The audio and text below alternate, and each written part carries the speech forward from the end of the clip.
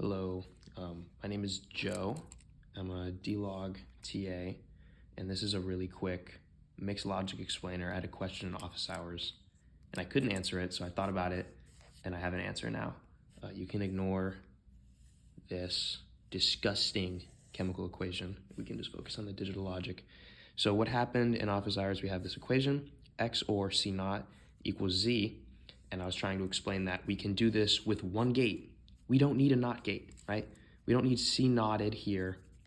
We don't need a NOT gate here, right? We don't need this because we can just have X active high and C active low. And because this guy's active low, it's X or C naught equals Z. And I was trying to explain how this can happen. How can we invert something without a gate? They made a whole gate called the inverter, so how are we getting around this? So first I drew the truth table, and this has nothing to do with activation levels. All you have to think about is X or C naught equals Z. And hopefully if you go through each of these rows, you can convince yourself, okay, 0 or 0 naught equals 1, right? 0 or 0 naught equals 1 because it's 0 or 0 naught is 1, and 0 or 0 is 1. And you can do that for all of these. 0, if the X is 1, immediately we get a 1 out. And the only time we don't get a 1 out is when X is 0 and C is 1 because 1 naught is 0 and 0 or 0 gives you 0. And so I've begun translating this into a voltage table. So this is just the inputs again. Low, low, low, high, high, low, high, high. These are all the possible combinations of inputs. And in office hours, I was mentioning that because X is active high, low is a 0, okay? And because C is active low, it's true when it's low. That means low is a 1. And so the row over here that corresponds to this row is 0, 1, okay? And that's 0. Z is active high. It's true when it's high, but we don't want it to be true. We want it to be low. Or we want it to be false, right? Because 0, 1 gives us 0, which is false. This guy's false when he's low, okay? And you can go through all of these, and you'll find that this guy is 0, 0, right? It's true and it's high, and it's not high. It's true and it's low, and it's not low. So this guy would be 0, 0. So we go to the 0, 0, and we get a 1. It's true and it's high, and it's true. So we put a high here, and you can do the rest of them on your own. They end up all being high. And the question I got in office hours was, what about this row? Joe, you just told me that this guy was a 0 and this guy was a 1. Why is it not giving 1 if we're ORing them, right? And the answer is, so like, shouldn't this be a high? Was the question. And the answer is no. And it's no for two reasons. The first reason is unsatisfying, but it's the truth. And the second reason gives a little bit more of an intuitive understanding of what's happening. So the first reason it's no is because this is an OR gate, and on a voltage level, OR gates are defined as if either of the inputs are high, the output is high, otherwise the output is low. Okay, and so literally you can see that maybe in a weird order, it seems weird now, but it'll make sense why we did this order later. Two lows give a low, and if any of the inputs are high, the outputs are high. It's the definition of an OR gate. This is correct.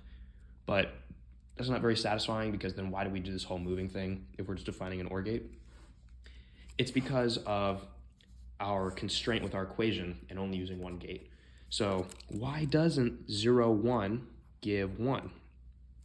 Well, we didn't want it to give 1, right? Remember that this circuit exists as an optimization of this circuit.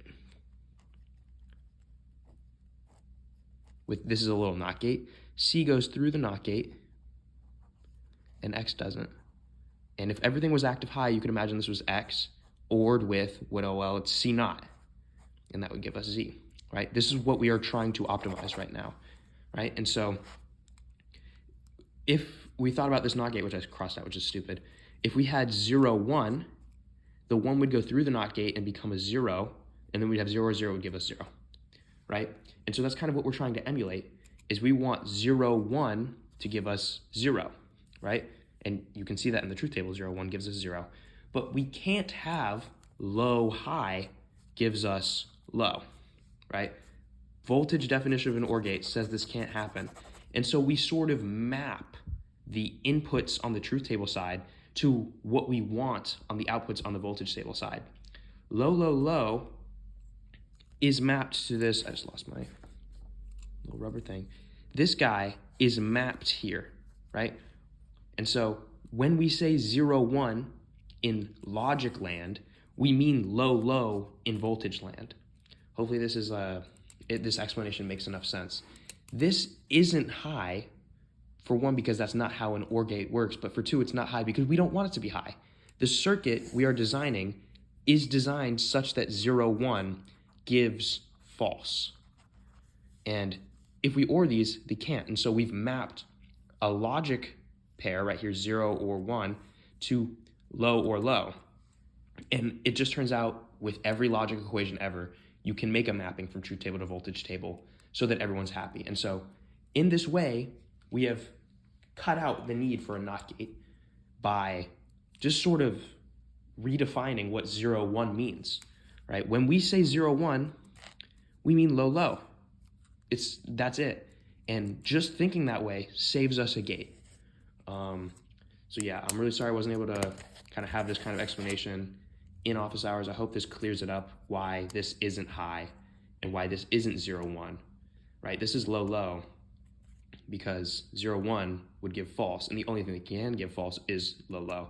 And so we've kind of made this mapping. It's a little confusing. Hopefully that makes sense. Thank you.